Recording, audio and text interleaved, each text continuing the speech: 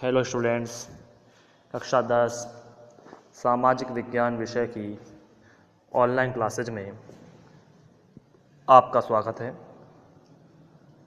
पिछले वीडियो में हम मौर्य वंश के संस्थापक चंद्रगुप्त मौर्य के बारे में अध्ययन कर रहे थे। हमने चंद्रगुप्त मौर्य के प्रारंभिक परिचय की जानकारी प्राप्त की। हमने देखा कि किस तरह से चंद्रगुप्त मौर्य ने नंद वंश के अंतिम शासक घनानंद को परास्त करके मौर्य वंश की स्थापना की। मौर्य वंश की इस स्थापना के पीछे चाणक्य का महत्वपूर्ण योगदान आता है। चाणक्य चंद्रगुप्त मौर्य के गुरु तथा उनके दरबार में प्रधानमंत्री रहे।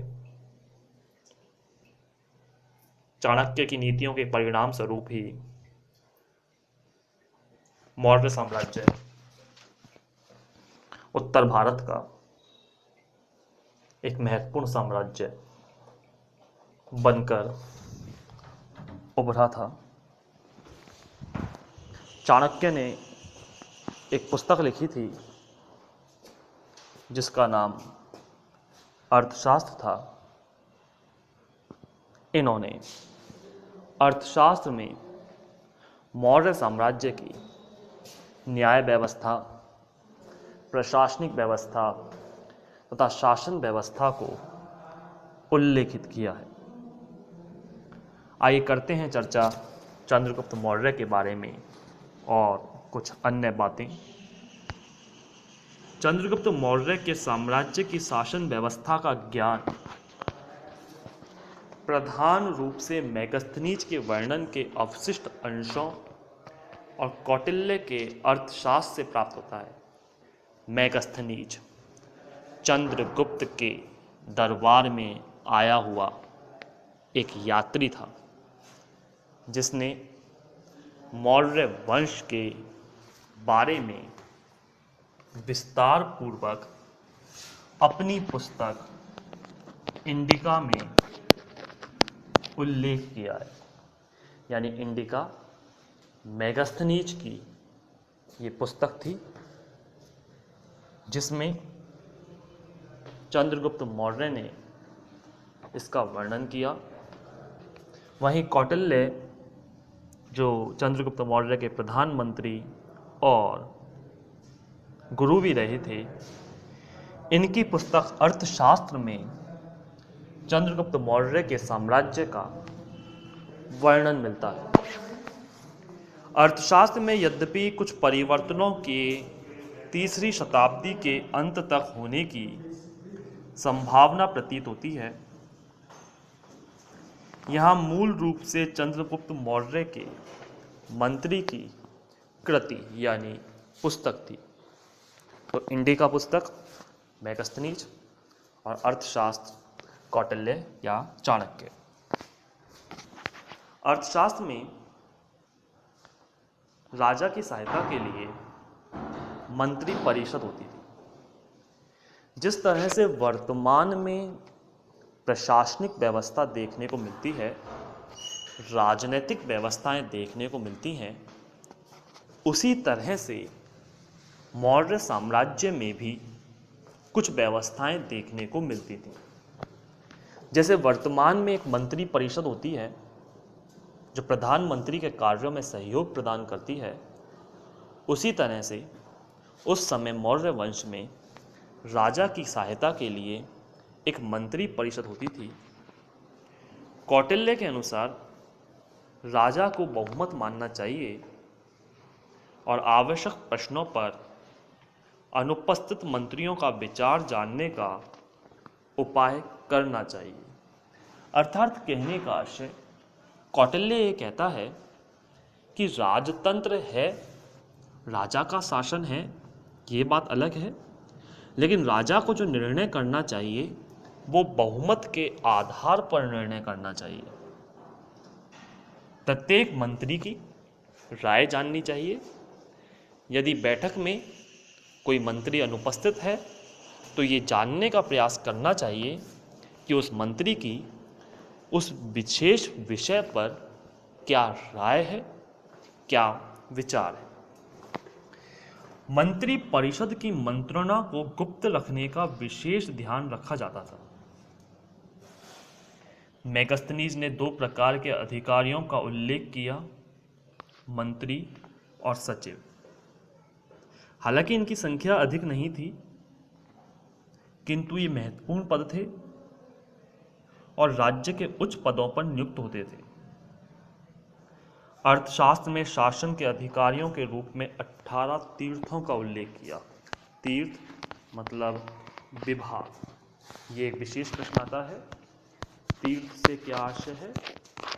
अर्थशास्त्र जो कौटिल्य की पुस्तक थी उसमें कौटिल्य ने 18 विभागों का उल्लेख किया। जैसे हमारे वर्तमान में शिक्षा विभाग, चिकित्सा विभाग आदि का उल्लेख आता है, उसी तरह से अर्थशास्त्र में 18 विभागों का उल्लेख किया जाता है जिन्हें तीर्थ कहा जाता है। शासन के विभिन्न कार्यों के लिए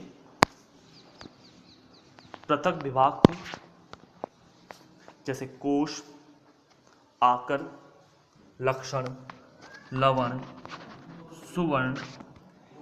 ये ऐसे कई विभाग थे जिनके अपने अपने अलग कार्य थे। जैसे कोई जहाज के कार्य संबंधित थे, किसी का कार्य सांख्यिकी था, कोई धर्म से संबंधित था, कोई आय व्यय से संबंधित था। तो ऐसे अलग अलग 18 विभागों का उल्लेख किया जिन्हें उस समय तीर्थ कहा गया। मेगस्थनीज के अनुसार राजा की सेवा में गुप्तचरों की एक बड़ी सेना होती थी। ये अन्य कर्मचारियों पर कड़ी दृष्टि रखते थे। गुप्तचर मतलब जासूस, और राजा को प्रत्येक बात की सूचना देते थे। अर्थशास्त्र में चरों की नियुक्ति और उनके कार्यों का भी विशेष महत्व था। मेगस्थनीज ने पाटलिपुत्र जो वर्तमान में पटना को कहा जाता है, के नगर शासन का वर्णन किया, जो संभवतः किसी न किसी रूप में अन्य नगरों में प्रचलित रही होगी। अर्थशास्त्र में नगर का शासक नागरिक कहलाता था और उसके अधिक अधीन स्थानिक और गोप होते थे। शासन की इकाई ग्राम थे, जिनका शासन ग्राम वृद्धों की सहायता करता था। ग्रामिक के ऊपर क्रमशः गोप और स्थानिक होते थे। जिस तरह से वर्तमान में पंच, सरपंच, कलेक्टर, तहसीलदार होते हैं, उसी तरह से शासन की इकाइयां संचालित थीं।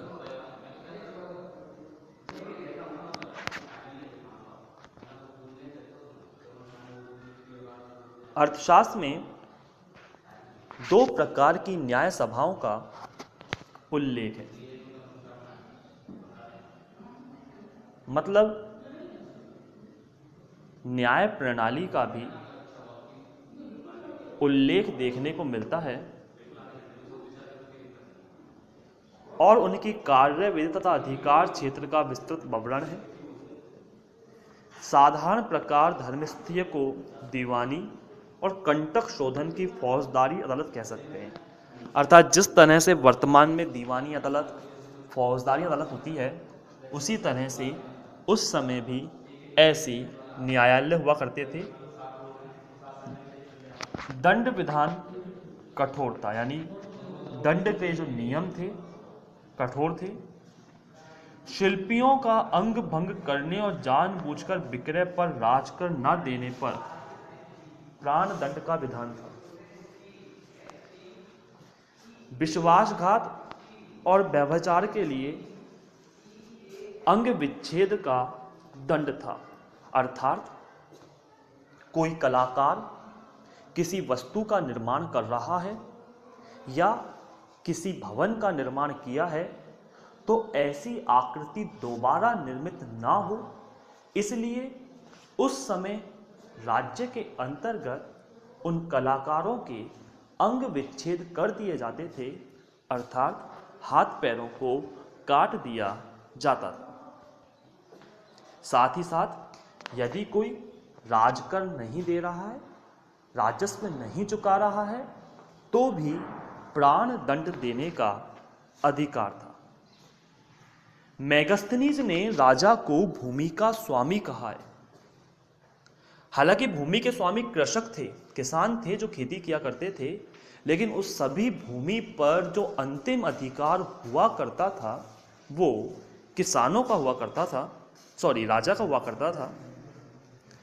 राज्य की जो आय अपनी निजी भूमि से होती थी उसे सीता और शेष से प्राप्त भूमि कर को भाग कहते थे, ये कुछ नाम थे।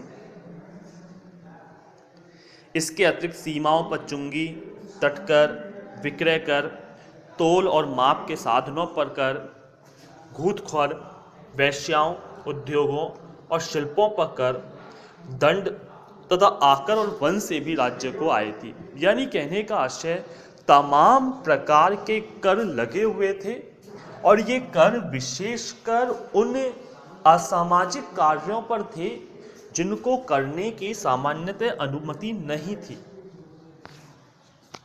अर्थशास्त्र का आदर्श है कि प्रजा के सुख और भलाई में ही राजा का सुख होना चाहिए। अर्थशास्त्र में राजा के द्वारा अनेक प्रकार के जनहित कार्यों का भी निर्देश है। जैसे बेकारों के लिए, बेरोजगारों के लिए कार्य की व्यवस्था करना राजा का दायित्व बनता था। विधवाओं और अनाथों के पालन का प्रबंधन करना, मजदूरी और मूल्य पर नियंत्रण रखना आदि कार्य इससे संबंधित थे। मेगस्थनीज ऐसे अधिकारियों का उल्लेख करता है जो भूमि को नापते थे, जैसे हमारे यहाँ पटवारी, गिरदावर आदि। सभी के लिए सिंचाई के लिए नहरों के पानी का उचित भाग मिले, इसलिए नहरी प्रणाली की भी व्यवस्था करते थे। सिंचाई के लिए चंद्रगुप्त ने विशेष प्रयत्न किए। इस बात का समर्थन रुद्रदामन के जूनागढ़ अभिलेख में मिलता है। इस लेख में चंद्रगुप्त के द्वारा सौराष्ट्र में एक पहाड़ी नदी के जल को रोककर सुदर्शन झील का भी निर्माण करवाया था।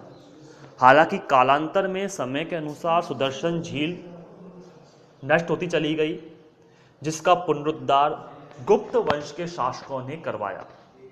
तो इस तरह से देखा जाए तो चंद्रगुप्त मौर्य का जो साम्राज्य था वो काफ़ी बेहतर अवस्था में था। यहाँ की न्याय प्रणाली, शासन प्रणाली, सैन्य व्यवस्था सब कुछ सुनियोजित तरीके से थी, जिसका वर्णन मेगस्थनीज की पुस्तक इंडिका और कौटिल्य की पुस्तक अर्थशास्त्र में विस्तार पूर्वक मिलता है। तो आज हमने चंद्रगुप्त मौर्य के साम्राज्य के बारे में जाना। इससे संबंधित शेष जानकारी हम आगामी वीडियो में प्राप्त करेंगे, लेकिन तब तक के लिए धन्यवाद।